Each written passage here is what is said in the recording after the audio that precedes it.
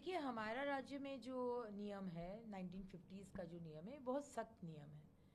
और हम लोग ये भी नहीं बोल रहे कि जो बिजनेस चल रहे हैं उसको बंद करना है, लेकिन हमारा स्ट्रिक्ट नियम जो 1950s का नियम में ही लिखा हुआ है, 14 साल के नीचे के कैटल को काटा नहीं जाएगा। और जो कैटल एकदम ही असुस्थ है या अपाहिज है या एज हो गया है, उसको पर्टिकुलर ऑफिसर्स उनको सर्टिफिकेट देना होगा। तो सर्टिफिकेट अगर आप लोग दिखा सकते हैं तो इसमें तो कोई प्रॉब्लम नहीं है। लेकिन 1950s का जो जो आइन हमारे राज्य में है वो दूसरे राज्य में नहीं है, और ये राज्य में बहुत सख्त है। ये अलग बात है कि अभी तक वो आइन लागू नहीं किया गया था, क्योंकि पिछला सरकार बहुत सारा आइन नहीं मानते थे, वोट बैंक का हिसाब करते थे। लेकिन इस सरकार में वो नहीं होगा, क्योंकि हम लोग काउस को माता भगवान समझते हैं। तो ये थोड़ा सा सेंटिमेंटल इशू भी है, लेकिन नियम तो सबके लिए एक ही है। आज अगर आवाज़ बंद करने का जो 50 डेसिबल के अंदर में जो करने का जो नियम है वो तो सबके लिए है, वो तो सिर्फ कुछ पर्टिकुलर धर्म के लिए है नहीं है।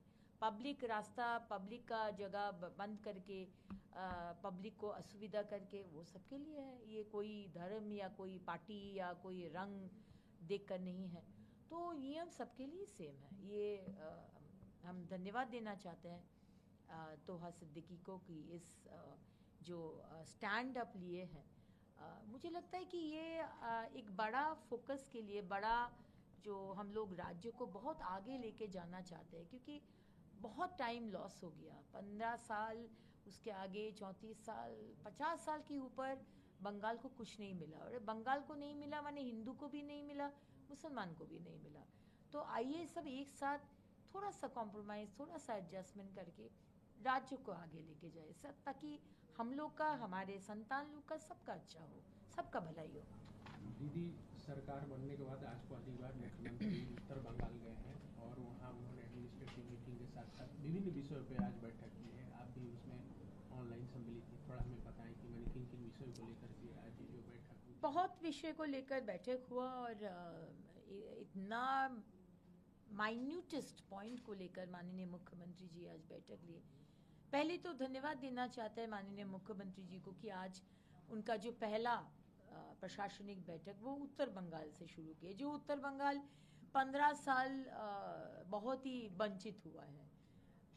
पिछला सरकार उत्तर बंगाल को सिर्फ कुछ नहीं दिया है, और सिर्फ प्रॉमिसेस दिए थे। तो पहला बैठक वहाँ करने के लिए बहुत बहुत धन्यवाद माननीय मुख्यमंत्री जी को।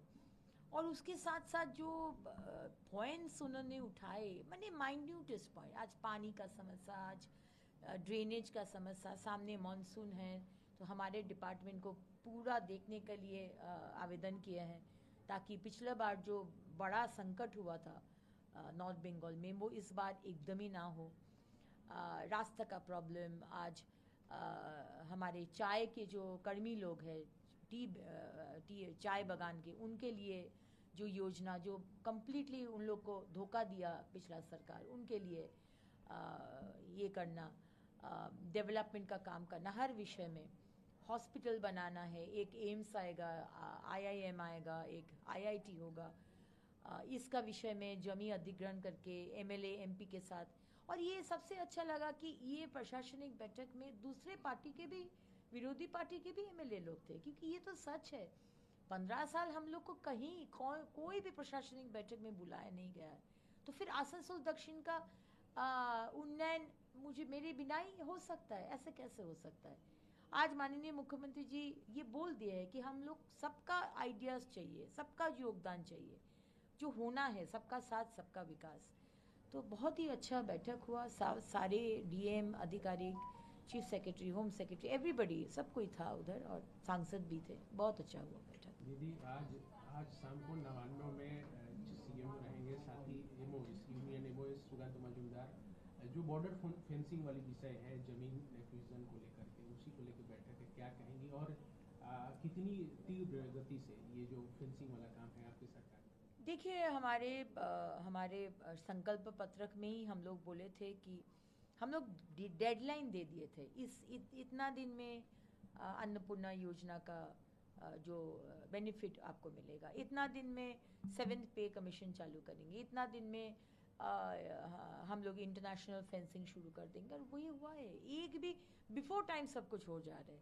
हमारे मुख्यमंत्री इतना फास्ट और इतना डायनामिज्म से काम कर रहे हैं। और ऑलरेडी ये बता दिया गया है, आज भी बैठक है। जिस तरह से पिछला सरकार, बंगाल के लोग सिर्फ नहीं, सारे भारत के सिक्योरिटी को लेकर इतना खिलवाड़ कर दिए हैं। सारे टेररिस्ट, इलीगल इन्फिल्ट्रेटर्स बंगाल से घुसे और सारे देश में जाकर टेररिज्म एक्टिविटी किए। ये कोई हक नहीं था ममता बनर्जी और आप तृणमूल सरकार के करने में। लेकिन आज पहला दिन से माननीय मुख्यमंत्री जी बीएसएफ को ये देना और स्ट्रिक्टली बोल दिया है कि कैटल स्मगलिंग, महिला का trafficking, drugs, fake currency, complete zero tolerance विषय ये माननीय मुख्यमंत्री जी ने स्ट्रिक्टली आधिकारिक को बोल दिया है। केएमसी ने अपने निर्देश के अनुसार जो भी इलीगल सिटी में कंस्ट्रक्शन हुआ है उसमें जो नाम आ रहा है अभी अभिषेक बनर्जी के घर का, जो नोटिस दिया गया है, क्या कहेंगे दीदी इसको लेकर?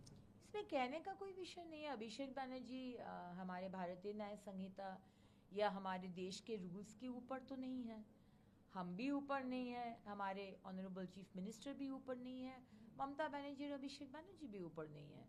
हम लोग सारे बंगाल में नोटिस भेजे हैं, बोले हैं नोटिस भेजने के लिए। जो जो इलीगल बिल्डिंग जिसमें कोई पेपर नहीं है, कोई डॉक्यूमेंट नहीं है, फायर लाइसेंस नहीं है, जिसमें कमर्शियल एक्टिविटी चल रहा है, और नोटिस भेजेंगे हम लोग। नोटिस भेजकर आपको टाइम देंगे। फायर लाइसेंस नहीं है, आप लोग फायर लाइसेंस ले लीजिए। ट्रेड लाइसेंस नहीं है, आप लोग ट्रेड लाइसेंस ले लीजिए। एग्जिट का कोई आग लगेगा तो कोई रास्ता नहीं है, छोटा सा तिलजला का बिल्डिंग जैसा छोटा सा सीढ़ी, 2 जन खड़ा नहीं हो पाएगा तो भागेगा कैसे? आपका गलती के लिए बाकी और 50 जन मरेगा, ये तो अलाउ नहीं कर सकते। सो टाइम देंगे, रेक्टिफाई करने का अपॉर्चुनिटी देंगे। अब अभिषेक बनर्जी घर बनाए हैं उनका नाम में, उनका पापा का नाम में, उनका लीव्स एंड बाउंस कंपनी उनका नाम में, घर लीगल, लेकिन घर के साथ और भी कंस्ट्रक्शन कर लिए जो इलीगल है, तो उसका नोटिस भेजे। इसमें अभिषेक बनर्जी कोई भगवान नहीं है, ममता बनर्जी भगवान नहीं है, आप और एक जन नागरिक है हमारे राज्य का। जो नियम नहीं फॉलो करेगा उसको हम लोग नोटिस भेजेंगे। दीदी, इस विषय को लेकर जब मेयर फिराद हकीम से पूछा गया तो बोलते हैं कि हमें कुछ जानकारी नहीं है इसके बारे में। जानकारी होता तो फिराद हाकिम शायद नोटिस भेजते। अब जानकारी तो फिराद हाकिम जी का वाओ मोमो फैक्ट्री का भी नहीं था, लेकिन वाओ मोमो फैक्ट्री में 30 जन का मृत्यु हो गया। एक बार भी गए थे फिराद हाकिम साहब देखने के लिए कि जिसका पिताजी, जिसका भाई, जिसका हस्बैंड मर गया है, हड्डी भी नहीं मिला, गए थे देखने के लिए 30 फैमिली को। उसका दायित्व तो लिए है आपका सरकार, नहीं लिए थे। आपका जो मुख्यमंत्री, हमारा एक्स मुख्यमंत्री, टाइम भी नहीं मिला, तो ये तो हम लोग नहीं करेंगे। राज्य का सुरक्षा का दायित्व हमारे सरकार के है, और सुरक्षा देने के लिए जो आप इलीगल बिल्डिंग बनाएंगे, आग लगेगा, 10 तो और बिल्डिंग अफेक्टेड होगा, लोग मरेगा, ये तो हम लोग नहीं करने देंगे। तो जो करना है सुरक्षा देने के लिए जो नियम है